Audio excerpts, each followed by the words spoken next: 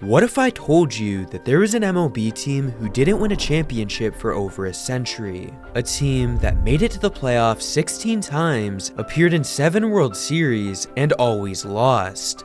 But after 106 years, they found themselves back in the World Series, games away from victory, their first in over a lifetime. After falling early in the series 3-1, they were a game away from elimination, and needed to find a way to win. So how did they get there, and did they manage to break the curse? Let's go back to how it even began. In 1945, the Cubs denied the entrance of a man trying to bring himself and his pet go into a Cubs World Series game. When they kicked him out, the man said, "Them Cubs ain't gonna win no more." And after that happened, they went almost 40 years without going into the playoffs. If you still don't believe in the curse, even data supports that it's true. For 113 years actually, the Cubs were statistically the most unlucky team in all of baseball. As they entered the 2000s, they hoped to finally find success. But by 2008, they had already lost 3 times in the playoffs and were swept twice. From 2009 to 2011, they won absolutely nothing, regardless of having a top payroll in both seasons. So after coming off back-to-back years of being nothing, something needed to happen. Fan morale was low, and the team was headed for a teardown of their roster. After a 71-91 season, last place in their division, with one of the oldest lineups in baseball, a rebuild was coming. But they needed someone to lead their front office, someone with experience in building a winner. So on October 25th of 2011, they made the most important hire in franchise history to achieve their #1 goal of winning a World Series. Today, we take a major step toward achieving that goal with the announcement of our new president of baseball operations, Theo Epstein. Hiring GM Theo Epstein. Theo Epstein was one of the greatest hires in Red Sox history, and the Cubs hoped he'd do the same for them. He had already been credited with breaking Boston's 86-year World Series drought, winning it all not only once, but twice in his tenure, while also making the playoffs on 3 separate occasions. But he was joining a Cubs team that was old, had a bad future, with only a few pieces to build around, such as catcher Wilson Contreras and shortstop Javier Baez. But when he was hired, the organization had 3 things that they envisioned: player development, analytics, and a culture of winning. So to begin core 1 of their player development, they traded for their future at first base, Anthony Rizzo, leaving the future outlook of the team to be Baez at shortstop, Contreras at catcher, and Rizzo at first. When 2012 began, it was obvious the Cubs were a bad team. They kept building for their future, signing Cuban prospect Jorge Soler on a 9-year, $30 million deal before ever playing in professional baseball. They intended on Soler joining their outfield. And then at the trade deadline, the Cubs acquired minor league pitcher Kyle Hendricks. He had excellent command, didn't walk batters, and had just a 2.02 ERA in single A. But undoubtedly, by far, their #1 MLB breakout was Anthony Rizzo, who hit 15 home runs and recorded a .285 batting average. As for the Cubs, they lost 100 games, finishing 5th place in the NL Central. It happened to be their worst win-loss ratio in almost 60 years. Unfortunately, they still had a long way to go with the minor league system, ranking in the bottom half of the league at 16 out of 30. Moves had to be made for their future, or else their rebuild was gonna fall apart. With the MLB draft approaching, this was his chance to revamp their core. The only problem is that this draft had little to no talent in the first round. Luckily, they nailed the pick, selecting third baseman Chris Bryant, who was a superstar player in college, with a 1,300 OPS in 2013. The Cubs were still looking for more talent, so they made a big move, acquiring a future Cy Young winning starting pitcher and a top-of-the-line reliever in return for one of their veterans. The veteran that they traded happened to be a free agent acquisition in the previous offseason that they had signed with the intention of flipping, adding yet another strategy that they used to build a farm system. But originally, both the players that they got in this trade were considered projects. The starter, Jake Arrieta, had pitched as high as a 7.23 ERA and as low as a 4.66. After dealing with several setbacks in Baltimore, he was never able to figure it out. With a high tendency to walk batters, the Cubs believed that they could fix his mechanics when he got back to being healthy. Immediately, they tweaked his windup and continued developing his off-speed pitches, turning him into one of the most unhittable pitchers in baseball. As for the reliever they acquired, he had success in the past, one year pitching as low as a 2.44 ERA in a full season. But when he got to Chicago, he was in the midst of a 7.25 ERA. Yet again, their development system turned him around.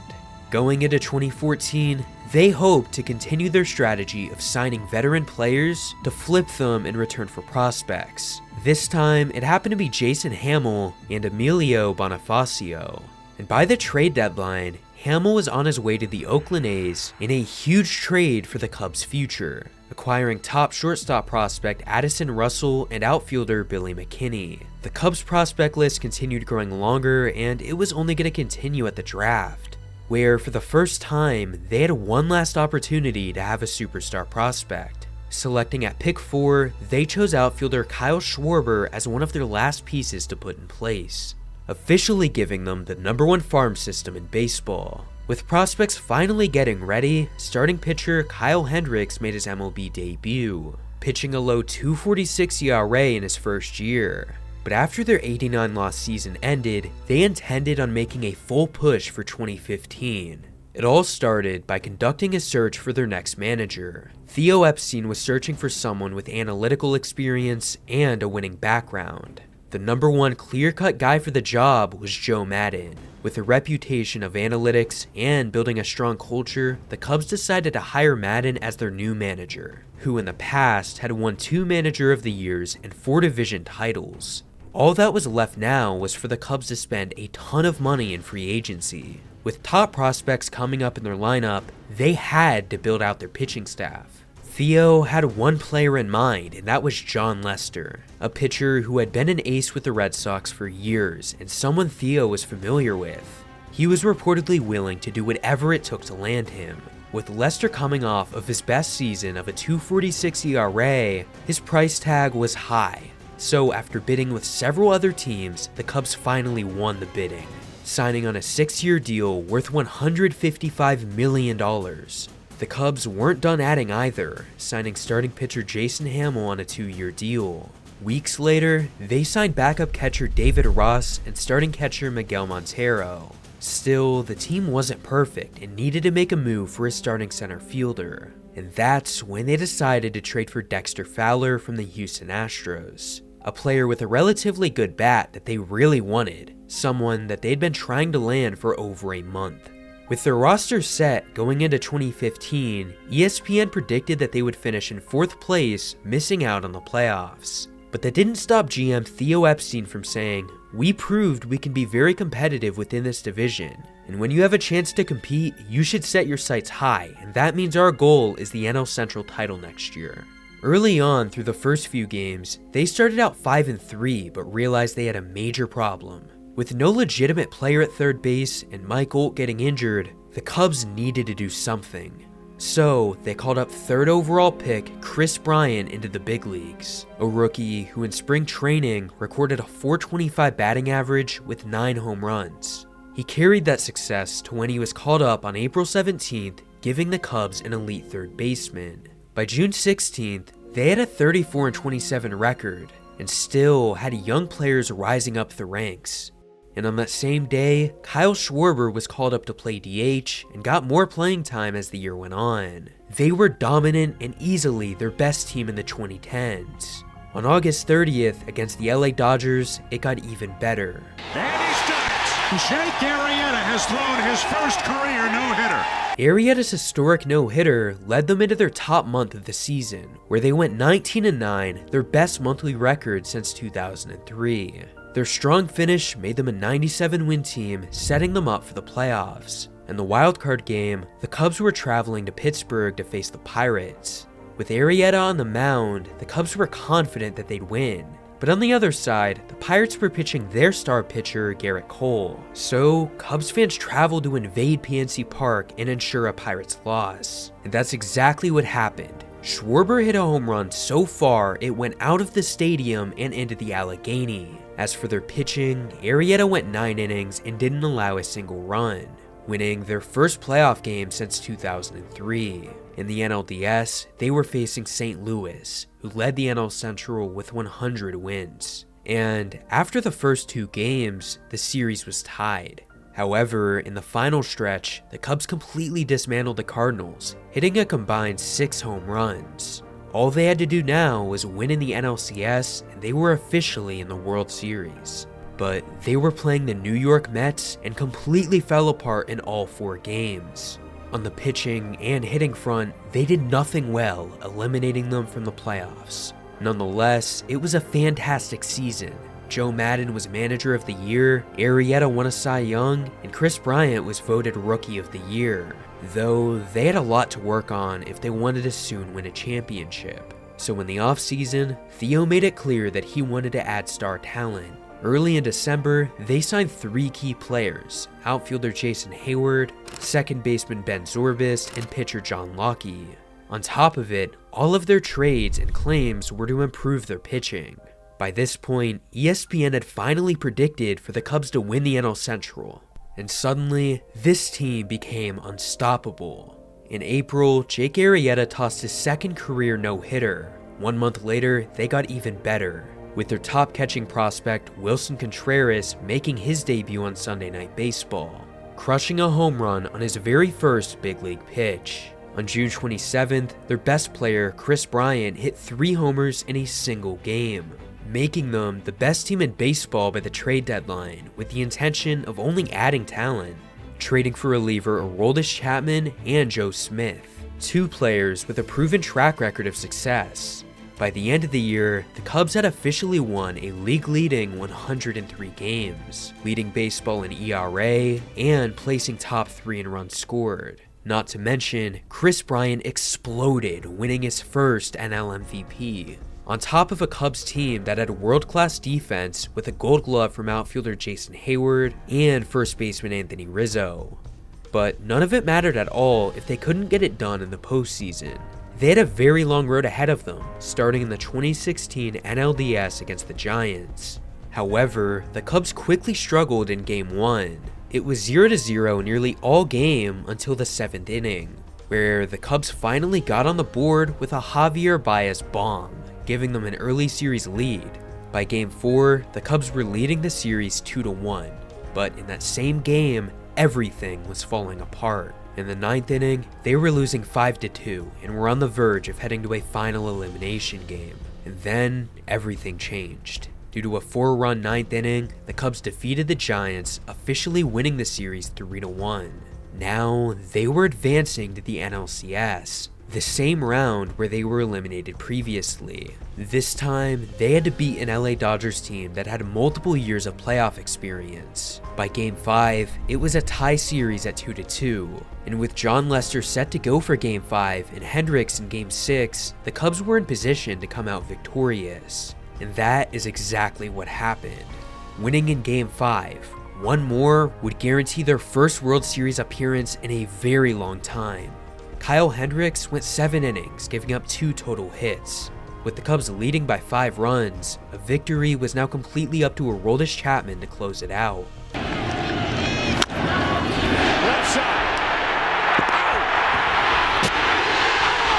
The Cubs have won the pennant! According to Joe Maddon, he and the players relied on one strategy to win.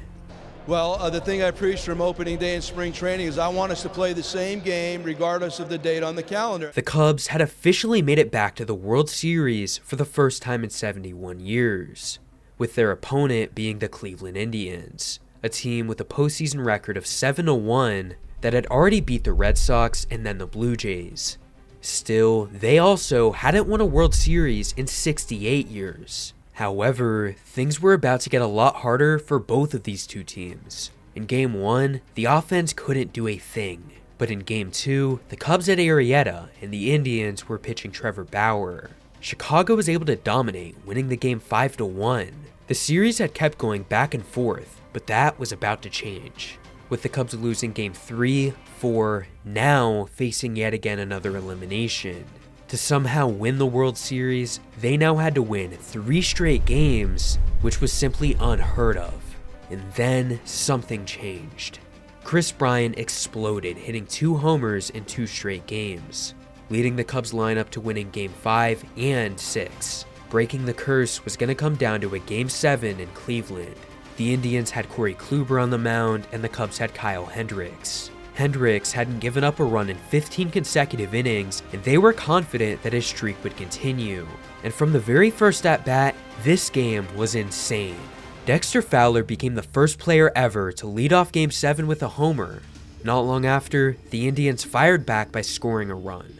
These two teams went back and forth the entire match. By the end of the 9th inning, it was a tie with a score of 7-7, and it was set to end chaotically in extra innings. But when nobody expected it, a rainstorm delayed the game for 17 minutes. And this was by far the most important rain delay in Cubs history. Veteran outfielder Jason Hayward called a players-only meeting where he said this: "You guys should all look in the mirror and understand we can get it done. I don't care who it is. There are a lot of things that happen over the season. You're not going to be happy about some things, and some are easier to swallow. Just be happy in this moment, in this situation, because you can come through." So, when the Cubs came back from that rain delay, Ben Zobrist got a hit driving in a run, and then their catcher did the same thing. And with a lead in the bottom of the 10th inning, they had a chance to close out the game, but it wasn't going to be easy. Into center field, another hit. Here comes Geyer. The throw into second. It's a 1-run game. With 2 outs in a 1-run situation, the Cubs had a chance to finally do it. Here's the 0-1. This is going to be a tough play. Bryant, the Cubs win the World Series. Bryant makes the play. It's over. And the Cubs have finally won it all. Theo Epstein had officially come to Chicago and broke the Cubs' curse. Is 1,000 little sacrifices that people make when no one's looking. That's been happening here for at least 5 years and probably longer, but I've gotten the privilege to see it for 5 years, and the effect on so many people and generations, bringing families together, thinking of people who didn't make it. It may have taken 108 years, but Cubs fans were finally able to say, "Go Cubs, go." It's